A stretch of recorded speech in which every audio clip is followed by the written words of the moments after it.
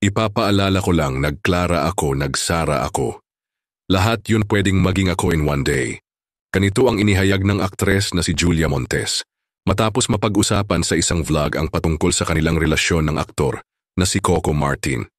Ano pong pakiramdam na love of your life niyo si Tanggol? Tanong ng content creator na si Yulin Castro kay Julia. Sa mga girls, alam niyo na, sagot ni Julia. Ano po ang kayang gawin niyo? Tanong ni Kevin Montillano.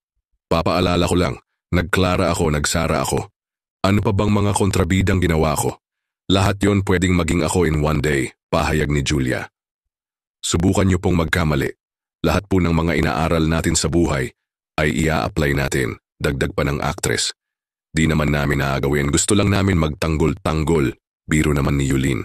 Dahil dito ay tiyak na matatakot na ang ilang babae na magtatangkapang lumapit kay Coco Martin, maging ang mga kasamahan nito sa seryeng Batang Quiapo. Kumbaga umano ay may warning na ang aktres kaya wag nang subukan pa.